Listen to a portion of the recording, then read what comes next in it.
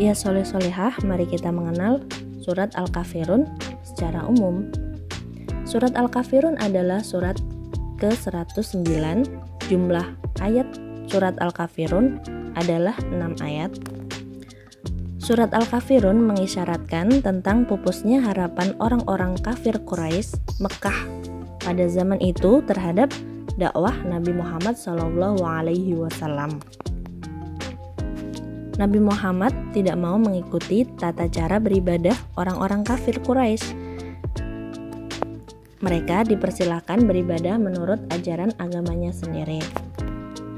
Surat Al-Kafirun tergolong surat Makkiyah karena diturunkan di kota Mekah sesudah surat Al-Ma'un. Dinamai Al-Kafirun atau orang-orang kafir diambil dari perkataan Al-Kafirun yang terdapat pada ayat pertama surat itu. Mari mengenal makna surat Al-Kafirun. Ayat pertama, Qul ya ayyuhal kafirun, yang artinya katakanlah Muhammad, wahai orang-orang kafir. Makna dari ayat pertama ini adalah jawaban Allah Subhanahu wa Ta'ala melalui Rasulullah yang ditujukan kepada orang-orang kafir. Yang dimaksud orang kafir dalam ayat ini adalah orang yang tidak mau menerima ajakan Nabi Muhammad untuk memeluk agama Islam. Selanjutnya ayat kedua adalah La a'budu ma ta'budun. Aku tidak akan menyembah apa yang kamu sembah. Begitulah artinya. Yang berarti maknanya adalah kita tidak boleh menyembah atau beribadah berdasarkan tata cara ibadah agama yang lain selain Islam. Umat Islam hanya menyembah Allah Subhanahu wa Ta'ala, yaitu Tuhan yang Maha Esa sesuai dengan ajaran yang ada dalam surat Al-Ikhlas ayat pertama. Qul huwallahu ahad. Katakanlah dialah Allah yang Maha Esa, artinya begitu.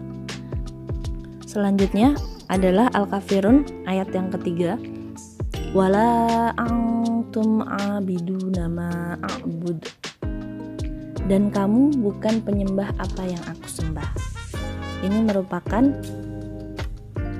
jawaban bagi orang-orang kafir. Begitu juga orang kafir, mereka tidak bisa melakukan peribadatan sesuai dengan apa yang dilakukan umat muslim dalam beribadah, atau cara beribadahnya berbeda dengan orang muslim. Selanjutnya adalah ayat keempat, wala ana abidum ma abattum, dan aku tidak pernah menjadi penyembah apa yang kamu sembah. Kemudian ayat kelima, wala antum abiduna ma a'bud, dan kamu tidak pernah pula menjadi penyembah apa yang aku sembah. Makna dari ayat ini adalah kita tidak boleh mencampur adukan ajaran agama. Sebagai umat muslim atau umat Islam, kita harus menjalankan ibadah sesuai dengan tuntutan atau tuntunan ajaran Islam yang dicontohkan oleh Rasulullah SAW. Selanjutnya ayat terakhir atau ayat 6, lakum dinukum waliyadin. Untukmu agamamu dan untukku agamaku. Maknanya adalah kita harus menghormati ajaran agama yang dianut oleh mereka yang berbeda agama dengan kita. Di dalam ajaran Islam, sesuai dengan makna yang terkandung dalam surat Al-Kafirun ayat 6, kita tidak boleh memaksa orang yang menganut agama lain untuk masuk ke dalam agama Islam. Apalagi memaksa orang yang menganut agama lain untuk beribadah sesuai dengan ajaran agama Islam. Itu tidak diperbolehkan. Nah, soleh-solehah, mari kita simpulkan makna surat Al-Kafirun 1-6 ini ya. Setelah kita tadi mulai membaca dan memahami makna per ayat, kita akan mendapat gambaran bahwa surat Al-Kafirun terdapat beberapa pelajaran, yaitu yang pertama, orang-orang kafir pada masa Rasulullah untuk saling menyembah sembahan masing-masing agar Rasulullah berhenti berdakwah saat itu. Namun ajakan tersebut langsung ditolak oleh Allah dengan menurunkan surat Al-Kafirun. Kemudian yang kedua, kita dilarang mencampur adukan agama dengan cara melakukan peribadatan sesuai dengan tata cara agama lain.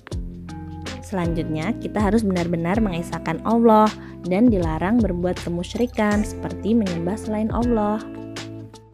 Selanjutnya, kita harus saling bertoleransi dan menghargai ajaran agama yang lain. Nah, soleh-solehah, kita ada sedikit cerita tentang indahnya toleransi antar umat beragama. Zaman itu ketika Khalifah Umar bin Khattab menjadi khalifah menggantikan Abu Bakar As-Siddiq. Ketika penaklukan Palestina oleh Khalifah Umar bin Khattab, para penduduk yang beragama Kristen was-was menanti sang khalifah. Mereka takut rumah ibadahnya dihancurkan dan dilarang untuk memeluk agama mereka. Tapi kekhawatiran mereka tidak terjadi. Karena ketika Khalifah Umar bin Khattab sampai di Palestina, beliau melarang para tentara Islam untuk menghancurkan bangunan tempat peribadatan mereka. Mereka dipersilahkan untuk melakukan ibadah sesuai dengan agama yang mereka anut. Begitulah keluhuran agama Islam yang penuh dengan toleransi. Hal itu sama dilakukan juga ketika penaklukan Konstantinopel oleh Muhammad Al-Fatih. Seperti yang dicontohkan Umar bin Khattab ketika melakukan penaklukan di wilayah-wilayah atau perluasan wilayah-wilayah saat Islam mulai menguasai dunia saat itu.